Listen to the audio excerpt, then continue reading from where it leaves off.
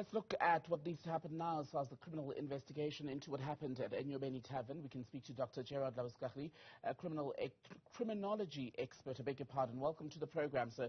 Thank you for your time. So as things stand, we're still waiting to hear what killed these 21 teenagers.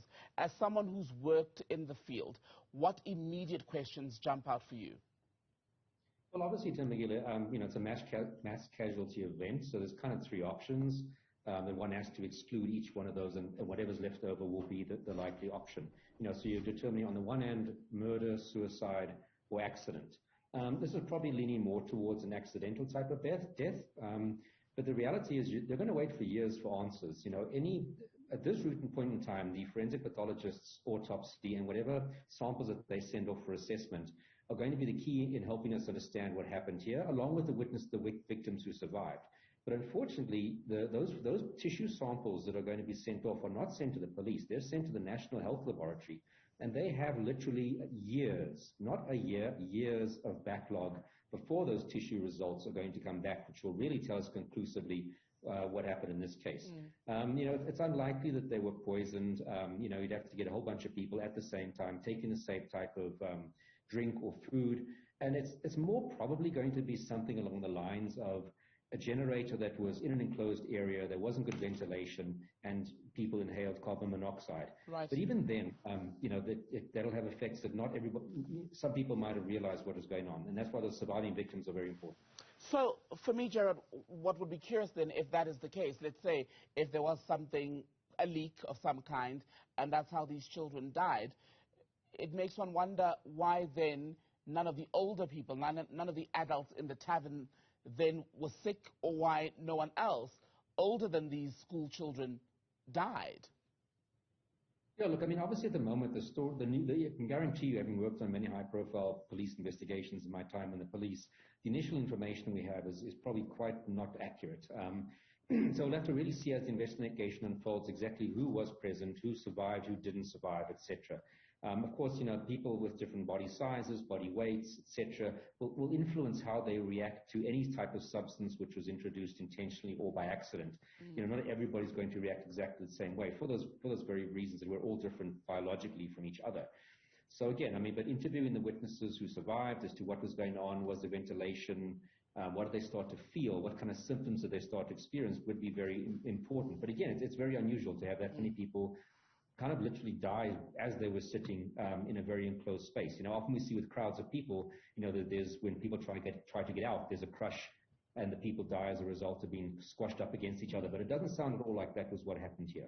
So the suggestion of a crush was ruled out, according to some reports, because there are no signs of physical injury on any of the victims. Yeah. And you've got 21 young people who died in this tavern. I would imagine, and you can educate me on this, they wouldn't have all collapsed at once. And you wonder at what point did someone realize that this was far more serious than, say, someone having too much to drink and falling asleep in a club, in a tavern. Yeah, that is very unusual. Even if it is, say, carbon monoxide from a generator that wasn't ventilated and the gas went into the venue, and because it was winter, they didn't have the windows open, still people would start to react at different points to that and would start to feel nauseous, sleepy, etc., and feel uncomfortable, and probably people would try to leave. So that is unusual, but again, as I said, we're basing this what's come out in the media, which might not be the full extent of it, or definitely is not the full extent as to what was taking place. So of course we always have to be very cautious about trying to draw any hard and fast conclusions at this point in time. But your forensic pathology is going to be the route to really tell us how these people died, but they're going to wait for a long time for those results. What would that mean then for any possible attempt at getting justice if someone was responsible for the tragedy? Well, it's going to delay that, unfortunately, and we see that in many police cases. As soon as samples go off to the National Health Laboratory, they just take years. They're understaffed. They don't have the right people. Unfortunately, the police often get blamed for that, but these type of samples, tissue samples, don't get sent to the police for processing. I guess it is possible the investigating officer can request that it be given extra special attention, but lots of cases deserve special attention, the rape of a toddler or death of a toddler, etc., in another case. So it is possible to try and fast track that, but unfortunately, if the pathologists don't have any other clear indications as to what caused these people's death, they're going to really want to wait for those toxicology results to come back.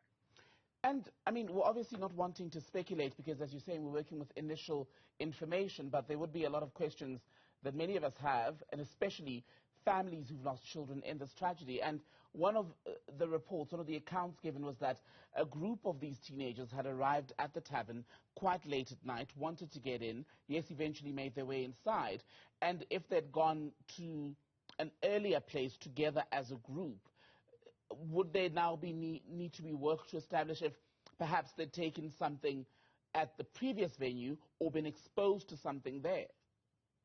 Yeah, I mean, that investigation will have to see, is it a certain select group of people who had been, like you say, together before somewhere and arrived, and they're the only ones that passed away. But again, to introduce a substance to people by drinking or eating it, and then having them all almost simultaneously go through this, you know, whenever you eat something that your body's not supposed to have, you do start to have adverse reactions like vomiting, etc. And to die so quickly, a bunch of people, is very, very, very unlikely. So again, a lot of unanswered questions. It's probably, like I said, leaning more towards a gas in an enclosed space, which was probably, again, through negligence on behalf of the potentially of the people running the establishment, is more likely a type of option as opposed to some intentional, killing of a whole bunch of people.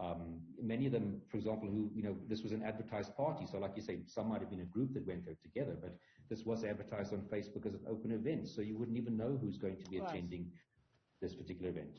A final question. I want to talk to you about club safety in South Africa. I was speaking earlier to Bishop Mpumlwana from the Council of Churches, who was saying, one of the concerns is that this was a club where there was one entrance, one exit. Now, I'd imagine the bishop hasn't been out clubbing in a while, but when you do go clubbing, it's very common. I can't list a long list of clubs that have more than one entrance, one exit. And you wonder what is actually being done and why it is that they're allowed to operate in that way, given that it's a room full of people, a stampede could break out, there could be violence, and people could have to, in a rush, get out of the building. How safe are the clubs in this country? Well, I mean, I probably haven't been there about as frequently as the bishop has. I'm 50-something, so I definitely haven't been in a club for a long time. But there would be basic bylaws that are enforced, or should be enforced for any establishment. But of course, people can not always abide by those for various reasons. And if that was partly to contribute in this particular case, poor ventilation or whatever, those people would have to be held responsible. But like I said, in other venues, they have to apply with whatever, basic standards are in there for a public event, whether it's a club or a restaurant, etc. But in this case, it could be linked to that. As I said, maybe there wasn't ventilation if the cause was, for example, a buildup of a gas. The investigation would have to sort of point us in that direction. Criminology expert Gerhard Labuschagne, good to have your time, so thank you.